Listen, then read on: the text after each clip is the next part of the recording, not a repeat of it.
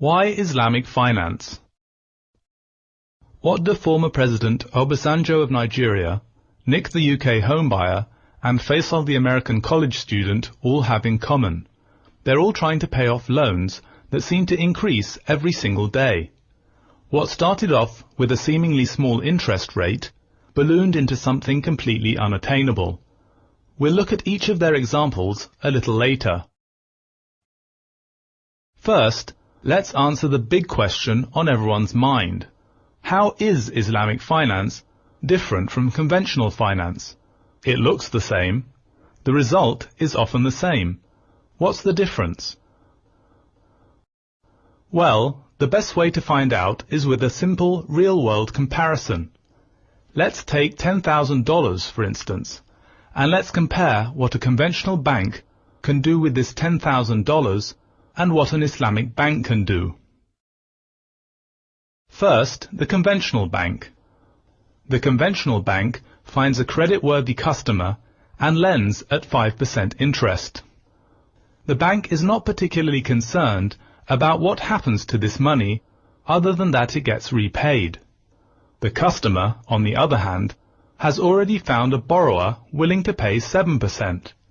This borrower runs a small credit co-op for students and lends at 10%. One of these students is enterprising enough to lend to his unemployed brother at 15%, who has just discovered the power of compounding interest and now lends to street vendors at 25%. We could go on, but you get the idea. As we speak, there are poor people paying upwards of 40% per month. Now obviously we can't blame conventional banks for everything that happens after they've made the initial loan, but we can blame the power of compounded interest. Interest and the fact that you don't need actual cash to lend money means that the original $10,000 could keep passing hands until we pump out over $100,000 of artificial wealth. Artificial is right. How much actual cash is there? Only $10,000. With interest, we managed to turn $10,000 into much more. Now what happens if the street vendors go out of business? Or the unemployed brother doesn't find his job? Or the credit co-op goes bankrupt? That's right, loans don't get repaid. And if enough people can't repay their loans, lenders get into all sorts of trouble. This vicious cycle sets off a domino effect of defaults. And imagine that instead of a $10,000 personal loan, it's $1 million business loan, or $1 billion World Bank loan. Compounding interest grows so fast that borrowers are often unable to repay. People, economies, and the environment pay the price as we grow more desperate to meet rising debts.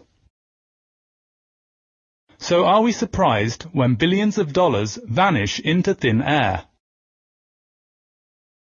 Let's take the example of the Islamic Bank. With this $10,000, the Islamic Bank only invests in actual assets and services. It might buy machinery, lease out a car, or invest in a small business. But throughout, the transaction is always tied to a real asset or service.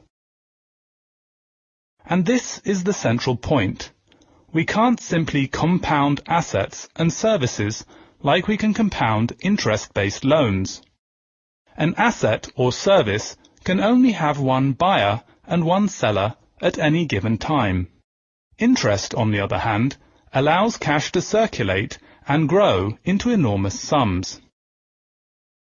That's the difference between Islamic finance and conventional finance. The difference between buying and selling something real and borrowing and lending something fleeting.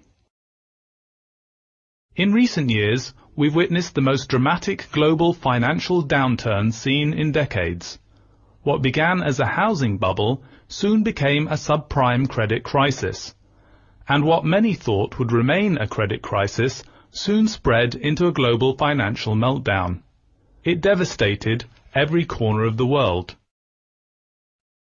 And while these events affected most of us negatively, there was one silver lining. People finally gave a serious look at alternative forms of finance, and many people stopped believing that interest could solve all problems. Understanding what caused these events serves as our starting point for understanding Islamic finance and how it differs from conventional finance. What conventional finance enables is the ability to sell money when there is no money, to sell assets before there are any underlying assets, and to allow debts to grow unchecked while borrowers become more desperate. Interest creates an artificial money supply that isn't backed by real assets. The result? Increased inflation, heightened volatility, richer rich, and poorer poor. Let's look at 3 practical examples that show just how Islamic finance is different from and better than conventional finance. And while Islamic finance parts ways with conventional finance on more than just being interest-free, we'll focus on interest in this module. We'll look at 3 people in 3 very different real-world situations. The first is the former leader of a developing country, President Obasanjo of Nigeria. The second is Nick, a home buyer in the UK.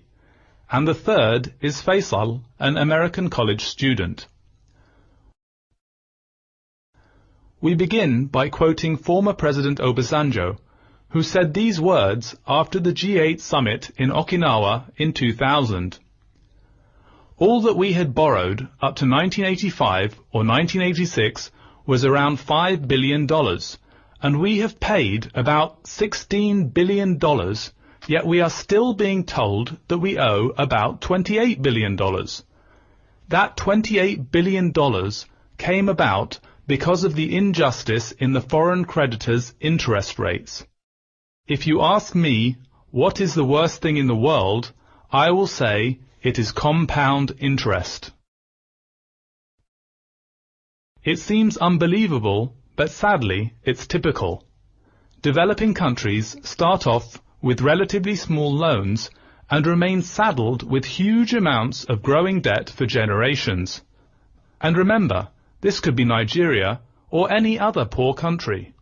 To give just one other example, during the years leading up to the 1997 Asian collapse, Indonesia's foreign debt as a percentage of GDP was over 60%. So Nigeria is certainly not an isolated example. There are countless more. How did borrowing just $5 billion end up in having to pay $44 billion in total? Let's open up a spreadsheet and find out. For the sake of simplicity, we'll just grow $5 billion into $44 billion between 1985 and 2000 and see what interest rate we get.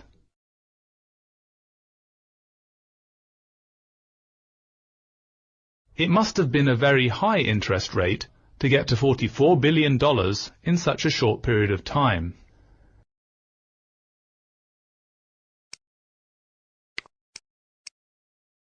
So let's start off with 40% per annum.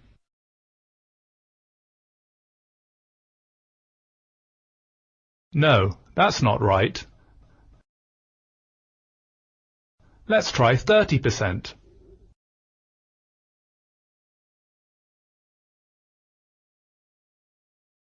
That still gives us a very high number.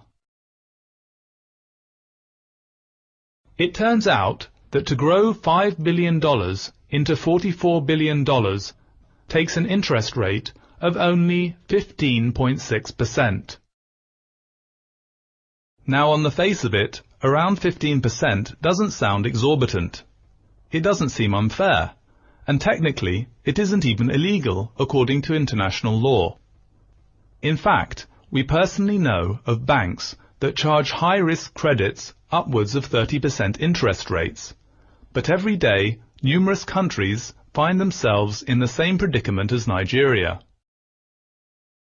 UNICEF estimates that over 500,000 children under the age of 5 die each year around the world as a result of the debt crisis. But as we've seen, it's not the debt that's the problem, it's the compounding interest.